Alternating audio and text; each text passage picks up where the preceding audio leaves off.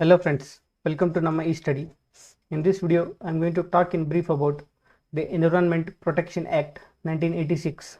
I am going to talk in brief about the purpose of this act and different terms which are defined in this act, plus the provisions of this Environment Protection Act.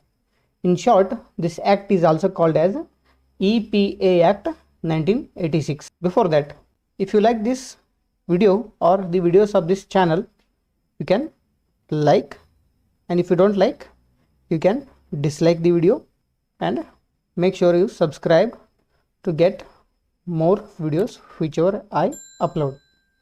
So main purpose of this act was to protect and improve environment. So the original constitution did not contain any provision for the protection of the natural environment. So ಮೂಲ ಸಂವಿಧಾನದಲ್ಲಿ ನಮ್ಮ ಪರಿಸರವನ್ನು protect ಮಾಡೋದಕ್ಕೆ ಯಾವುದೇ ಥರನಾದಂಥ provisions ಇರಲಿಲ್ಲ. So by the 42nd amendment 2 articles were included. One is article 48A. It's one of the directive principles of state policy, ಅಂದರೆ ರಾಜ್ಯ ನಿರ್ದೇಶಕ ತತ್ವಗಳು, is to protect and improve the environment and safeguarding of forests and wildlife. So another article 51A, fundamental duties. It is one of the fundamental duties to protect and improve our natural environment.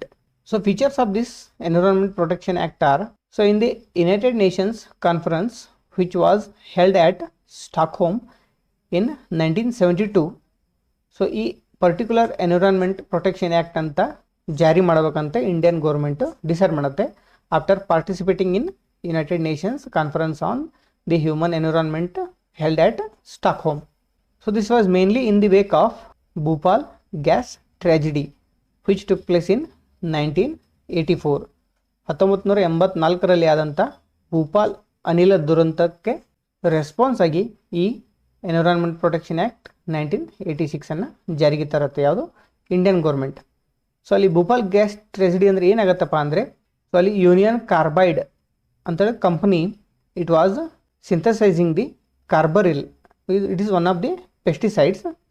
So ಅದಕ್ಕೆ raw material ಆಗಿ methyl ಐಸೋ ಸೈನೈಟ್ನ use ಮಾಡ್ತಿರ್ತಾರೆ.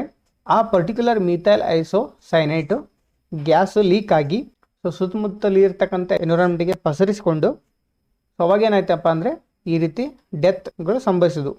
So ಇಲ್ಲಿ ನೋಡ್ಬೋದು, ಇಲ್ಲಿ buffaloes ಆಗಲಿ ಕೌಸ್ ಆಗಲಿ ಎಲ್ಲ ಸತ್ತು ಹೋಗಿದೆ because of that particular methyl isocyanate. So ಇದಾದಂಥದ್ದು 1984ರಲ್ಲಿ. ಇದಕ್ಕೆ ರೆಸ್ಪಾನ್ಸ್ ಆಗಿ ದಿ ಎನ್ವಿರಾನ್ಮೆಂಟ್ ಪ್ರೊಟೆಕ್ಷನ್ ಆ್ಯಕ್ಟ್ 1986 ಅಂತೇಳಿ ಜಾರಿ ತರ್ತಾರೆ. So this act contains 4 chapters 26 sections. So this particular act ಯಾವ ಆ್ಯಕ್ಟ್ ಅದು? Environment protection act is applicable to pan India. Pan India ಅಂದರೆ ಲಡಾಖಿಂದ ಹಿಡ್ಕೊಂಡು ತಮಿಳ್ನಾಡಲ್ಲಿ ಇರ್ತಕ್ಕಂಥ ಕನ್ಯಾಕುಮಾರಿ ತನಕನೂ, ಪ್ಲಸ್ ಗುಜರಾತದಿಂದ ಹಿಡ್ಕೊಂಡು ಅರುಣಾಚಲ್ ಪ್ರದೇಶ ತನಕನೂ, ಇನ್ಕ್ಲೂಡಿಂಗ್ ಲಕ್ಷದ್ವೀಪ್ ಆ್ಯಂಡ್ ಅಂಡಮಾನ್ ನಿಕೋಬಾರ್ ಈ ಪರ್ಟಿಕ್ಯುಲರ್ ಆ್ಯಕ್ಟು ಅನ್ವಯ ಆಗುತ್ತೆ.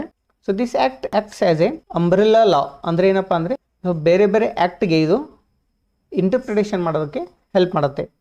ಫಾರ್ ಎಕ್ಸಾಂಪಲ್ ವಾಟರ್ ಆ್ಯಕ್ಟ್ ಆಗಲಿ, ಏರ್ ಆ್ಯಕ್ಟ್ ಆಗಲಿ, ಸೊ ಇದನ್ನು ಸರಿಯಾಗಿ ಇಂಟರ್ಪ್ರಿಟ್ ಮಾಡೋದಕ್ಕೆ ಎನ್ವಿರಾನ್ಮೆಂಟ್ ಪ್ರೊಟೆಕ್ಷನ್ ಆ್ಯಕ್ಟ್ ಹೆಲ್ಪ್ ಮಾಡುತ್ತೆ.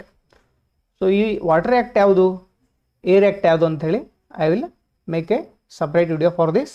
There are different terms which are defined in this environment protection act. So ಅದರ ಪ್ರಕಾರ ಫಸ್ಟ್ ಟರ್ಮ್ ಎನ್ವಿರಾನ್ಮೆಂಟ್. ಎನ್ವಿರಾನ್ಮೆಂಟ್ ಅಂದರೆ ಏನಪ್ಪ ಅಂದರೆ, ಕನ್ನಡದಲ್ಲಿ ಎನ್ವಿರಾನ್ಮೆಂಟ್ಗೆ ನಾವು ಪರಿಸರ ಅಂತ ಕರಿತೀವಿ. ಸೊ ಎನ್ವಿರಾನ್ಮೆಂಟ್ ಅಂದರೆ the water, air, land and their interrelationship plus their interaction with the living creatures. ನೀರು, ಗಾಳಿ, ಭೂಮಿ ಮತ್ತು ಅದರ ಮಧ್ಯೆ ಇರತಕ್ಕಂಥ ರಿಲೇಷನ್ಶಿಪ್ಸು ಅಥವಾ ಇಂಟ್ರ್ಯಾಕ್ಷನ್ಸು, ಪ್ಲಸ್ ಅದ್ರ ಜೊತೆಗೆ ಬೇರೆ ಬೇರೆ ಲಿವಿಂಗ್ ಆರ್ಗನಿಸಮ್ಸ್ದು ಇಂಟ್ರ್ಯಾಕ್ಷನನ್ನು ಕೂಡಿ ನಾವೇನಂತ ಕರಿತೀವಿ, ಎನ್ವಿರಾನ್ಮೆಂಟ್ ಅಥವಾ ಪರಿಸರ ಅಂತ ಕರಿತೀವಿ. ಎನ್ವಿರಾನ್ಮೆಂಟಲ್ಲಿ ಬೇರೆ ಬೇರೆ ಕಾಂಪೊನೆಂಟ್ಸ್ ಇರ್ತವೆ.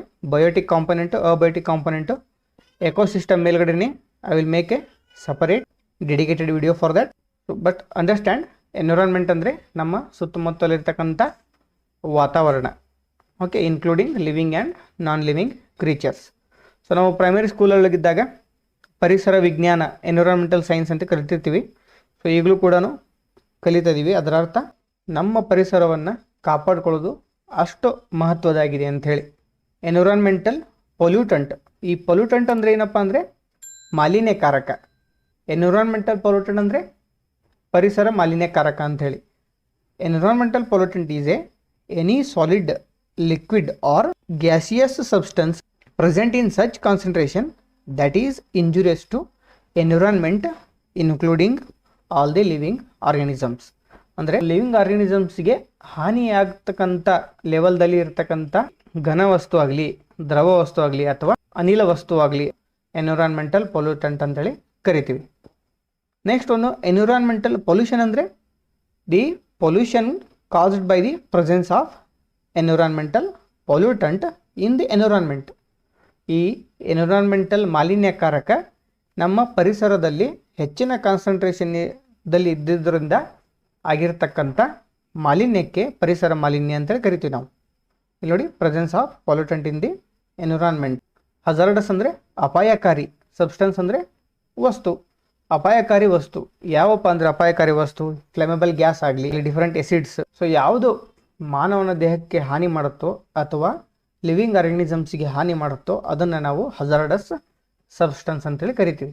Any substance that can cause harm to human beings, other living creatures, plant ಆಗಲಿ, ಮೈಕ್ರೋ ಆರ್ಗನಿಸಮ್ಸ್ ಆಗಲಿ, or property or the environment. So these were the different terms which were defined in the Environment Protection Act.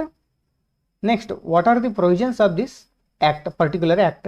ಯಾವಪ್ಪ ಅಂದರೆ to coordinate and execute nationwide programs and plans to further environmental protection. ಈ ಪರಿಸರ protection ಅಂದರೆ ರಕ್ಷಣೆ. ಈ ಪರಿಸರ ರಕ್ಷಣೆ ಮಾಡೋದಕ್ಕೆ ಬೇರೆ ಬೇರೆ ಪ್ರೋಗ್ರಾಮ್ಸನ್ನು ಜಾರಿಗೆ ತರೋದಾಗಲಿ, ನೇಷನ್ ವೈಡ್ ಪ್ರೋಗ್ರಾಮ್ಸನ್ನು ಜಾರಿಗೆ ತರೋದಾಗಲಿ, ಬೇರೆ ಬೇರೆ ಪ್ಲ್ಯಾನ್ಸನ್ನು ಮಾಡೋದಾಗಲಿ ಈ ಆ್ಯಕ್ಟಲ್ಲಿ ಕೊಟ್ಟಿದ್ದಾರೆ. Next one, to mandate environmental quality standards with respect to emission or discharge of environmental pollutants. ಈ ಎನ್ವಿರಾನ್ಮೆಂಟಲ್ ಪೊಲ್ಯೂಟೆಂಟ್ಸ್ಗೆ ಕೆಲವೊಂದಿಷ್ಟು ಎಕ್ಸಾಂಪಲ್ ಹೇಳಬೇಕಂದ್ರೆ ಸಲ್ಫರ್ ಡೈಆಕ್ಸೈಡ್ ಆಗಲಿ, ಕಾರ್ಬನ್ ಡೈಆಕ್ಸೈಡ್ ಆಗಲಿ, ಕಾರ್ಬನ್ ಮೊನಾಕ್ಸೈಡ್ ಆಗಲಿ, ಕ್ಲೋರೋಫ್ಲೋರೋ ಕಾರ್ಬನ್ ಆಗಲಿ, CFCs ಅಂತ ಕರಿತೀವಲ್ಲ ಅದಾಗಲಿ, ಪ್ಲಸ್ ಮೀಥೇನ್ ಗ್ಯಾಸ್ ಆಗಲಿ. ಸೊ ಇದರದ್ದು ಕಾನ್ಸಂಟ್ರೇಷನ್ನ ಎಷ್ಟು ಎಮಿಟ್ ಮಾಡಬೇಕು ಅಂದರೆ ಎನ್ವಿರಾನ್ಮೆಂಟಿಗೆ ಹೊರಸೂಸಬೇಕು ಅದನ್ನು ನಾವು ಅದನ್ನು ಈ ಪರ್ಟಿಕ್ಯುಲರ್ ಆ್ಯಕ್ಟು ಡಿಫೈನ್ ಮಾಡುತ್ತೆ. And it also restricts the location of the industries. ಅಂದರೆ ಕೆಲವೊಂದಿಷ್ಟು ಫ್ಯಾಕ್ಟರಿ ಊರಿಗೆ ಸಮೀಪ ಇರಲಾರ್ದಂತೆ ನೋಡ್ಕೊಳ್ಳೋದೇ ಈ ಆ್ಯಕ್ಟನ ಮೂಲ ಉದ್ದೇಶ. Next one, it empowers the government to enter, examine, test the particular equipment to analyze the sample of air, water, soil, etc. of that particular factory or industry. ಆ industry ಸುತ್ತಮುತ್ತಲಿರ್ತಕ್ಕಂಥ ಗಾಳಿಯನ್ನು ಸ್ಯಾಂಪಲ್ ತೊಗೊಂಡು ಅದರಲ್ಲಿ ಮಾಲಿನ್ಯಕಾರಕ ಎಷ್ಟಿದೆ ಅಂತ ನೋಡೋದು, ಆ ಇಂಡಸ್ಟ್ರಿ ಹೊರಸೂಸ್ತಕ್ಕಂಥ ಮಾಲಿನ್ಯಕಾರಕ ಒಂದು ಲಿಮಿಟ್ ಮಾಡಿರ್ತಾರೆ, ಆ ಲಿಮಿಟ್ ಮೇಲ್ಗಡೆ ಇದೇನೋ ಇಲ್ಲೋ ಅಂತ ಚೆಕ್ ಮಾಡೋದು. ಆ ಲಿಮಿಟ್ ಒಳಗಡೆ ಇದ್ದರೆ ಆ ಪರ್ಟಿಕ್ಯುಲರ್ ಇಂಡಸ್ಟ್ರಿ ಮೇಲ್ಗಡೆ ಯಾವುದೇ ಆ್ಯಕ್ಷನ್ ಆಗೋದಿಲ್ಲ. So these very provisions. ಒಂದು ಪರ್ಟಿಕ್ಯುಲರ್ ಇಂಡಸ್ಟ್ರಿನ ತೊಗೊಂಡ್ರೆ ಈ ರೀತಿ ಮಾಲಿನ್ಯಕಾರಕಗಳನ್ನು ಅದು ಹೊರಗೆ ಹಾಕ್ತಿರುತ್ತೆ ಎಕ್ಸಾಸ್ಟ್ ಮೂಲಕ. ಸೊ ಅದರಲ್ಲಿ ಡಿಫೈನ್ ಮಾಡಿರ್ತಾರೆ ಗ್ರೀನ್ ಹೌಸ್ ಗ್ಯಾಸಸ್ ಅಂತ ಕೇಳಿರ್ತಾರಲ್ಲ. ಸೊ ಆ ಗ್ರೀನ್ ಹೌಸ್ ಗ್ಯಾಸಸ್ ಇಷ್ಟಿರಬೇಕು, ಈ ಪ್ರಮಾಣದಕ್ಕಿಂತ ಕಡಿಮೆ ಇರಬೇಕು ಅಂತೇಳಿ ಡಿಫೈನ್ ಮಾಡಿರ್ತಾರೆ. ಸೊ ಅದನ್ನು ಈ ಎನ್ವಿರಾನ್ಮೆಂಟ್ ಪ್ರೊಟೆಕ್ಷನ್ ಆ್ಯಕ್ಟ್ ಚೆಕ್ ಮಾಡುತ್ತೆ, ಇದು ಅಷ್ಟು ಆ ಡಿಫೈನ್ಡ್ ಲೆವೆಲಲ್ಲಿ ಇದೆ ಇಲ್ಲೋ ಅಂಥೇಳಿ ಚೆಕ್ ಮಾಡುತ್ತೆ. It bars the discharge of pollutants beyond the regulatory limit. ನಾನು ಆವಾಗಲೇ ಹೇಳಿದ ಹಾಗೆ ಒಂದು ಲಿಮಿಟ್ ಮಾಡಿರ್ತಾರೆ. ಆ ಪರ್ಟಿಕ್ಯುಲರ್ ಪರ್ಟಿಕ್ಯುಲರ್ ಅಂದರೆ ಎ ಪೊಲ್ಯೂಟೆಂಟ್ ಅಂತೇಳಿ ತಿಳ್ಕೊಳ್ಳೋಣ. ಎ ಪೊಲ್ಯೂಟೆಂಟ್ ಒಂದು ಲಿಮಿಟ್ ಕೊಟ್ಟಿರ್ತಾರೆ, ಅದಕ್ಕಿಂತ ಮೇಲ್ಗಡೆ ಅದು ಎನ್ವಿರಾನ್ಮೆಂಟಿಗೆ ಆ ಪರ್ಟಿಕ್ಯುಲರ್ ಫ್ಯಾಕ್ಟರಿ ಬಿಡೋ ಹಾಗಿಲ್ಲ. Next one, it also this particular EPA act also tells about the handling of hazardous substances. So ಅಪಾಯಕಾರಿ ಸಬ್ಸ್ಟೆನ್ಸನ್ನು ಯಾವ ರೀತಿ ಹ್ಯಾಂಡಲ್ ಮಾಡಬೇಕು ಅದನ್ನೆಲ್ಲ ಈ ಪರ್ಟಿಕ್ಯುಲರ್ ಆ್ಯಕ್ಟು ಡಿಫೈನ್ ಮಾಡುತ್ತೆ. It also talks about setting up of environmental laboratories. Environmental laboratories ಅಂದರೆ ಈ ಪರಿಸರ ಮಾಲಿನ್ಯಕಾರಕಗಳು ಎನ್ವಿರಾನ್ಮೆಂಟಲ್ಲಿ ಕೂಡದೇ ಇರದಂತೆ ಚೆಕ್ ಮಾಡೋದಕ್ಕೆ ಲ್ಯಾಬೊರೇಟರೀಸ್ನ ಸೆಟ್ ಮಾಡೋದಕ್ಕೆ ಈ EPA ಆ್ಯಕ್ಟು ಗೌರ್ಮೆಂಟನ್ನು ಎಂಪವರ್ ಮಾಡುತ್ತೆ. ಸೊ ನೀವು ವೆಹಿಕಲ್ ಎಮಿಷನ್ ಟೆಸ್ಟಿಂಗ್ ಅಂತ ಕೇಳಿರ್ಬೋದು, 100-150 ರೂಪಾಯಿನೂ ಇದೆ ಅದು. ಆ ಪರ್ಟಿಕ್ಯುಲರ್ ವೆಹಿಕಲಿಂದ ಎಕ್ಸಾಸ್ಟಲ್ಲಿ ಆ ಸೈಲೆನ್ಸರ್ ಇದೆಯಲ್ಲ ಅದ್ರ ಮುಖಾಂತರ ಎಷ್ಟು ಪ್ರಮಾಣದಲ್ಲಿ ಕಾರ್ಬನ್ ಮೊನಾಕ್ಸೈಡ್ ಆಗಲಿ ಡೈಆಕ್ಸೈಡ್ ಆಗಲಿ ನೇಚರಿಗೆ ಅಂದರೆ ಎನ್ವಿರಾನ್ಮೆಂಟಿಗೆ ಪರಿಸರಕ್ಕೆ ಹೋಗ್ತಾ ಇದೆ ಅಂತೇಳಿ ಚೆಕ್ ಮಾಡಿ ಒಂದು ಸರ್ಟಿಫಿಕೇಟ್ನ ಕೊಡ್ತಾರೆ ಅವರು. ಓಕೆ, ಸೊ ಇದು BS4 BS6 ಅಂತ ಕೇಳಿರ್ತಾರಲ್ಲ, ಈ BS6ಅಲ್ಲಿ ಕೆಟಲೈಟಿಕ್ ಕನ್ವರ್ಟರ್ ಅಂತ ಇದೆ ಆ ಸೈಲೆನ್ಸರಲ್ಲಿ. BS4ಅಲ್ಲಿ ಕೆಟಲೈಟಿಕ್ ಕನ್ವರ್ಟರ್ ಅಂತ ಇಲ್ಲ. ಸೊ ಅದು ಹೆಚ್ಚಿಗೆ ಪ್ರಮಾಣದಲ್ಲಿ ಕಾರ್ಬನ್ ಡೈಆಕ್ಸೈಡ್ ಆಗಲಿ ಅಥವಾ ಪೆಟ್ರೋಲ್ ಅಥವಾ ಡೀಸೆಲ್ ಸರಿಯಾಗಿ ಸುಡದೇ ಇದ್ದ ಪೆಟ್ರೋಲು ಡೀಸೆಲ್ಲು ಆ ಸೈಲೆನ್ಸರ್ ಮುಖಾಂತರ ವೇಪರ್ ಆಗಿ ಹೊರಗೆ ಹೋಗೋದಂತೆ ಕೆಟಲೈಟಿಕ್ ಕನ್ವರ್ಟರ್ ತಡೆಗಟ್ಟುತ್ತೆ BS6ಅಲ್ಲಿ.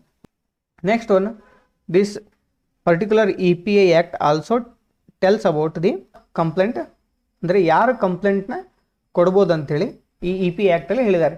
Any common man file a complaint in a court regarding the violation of this law.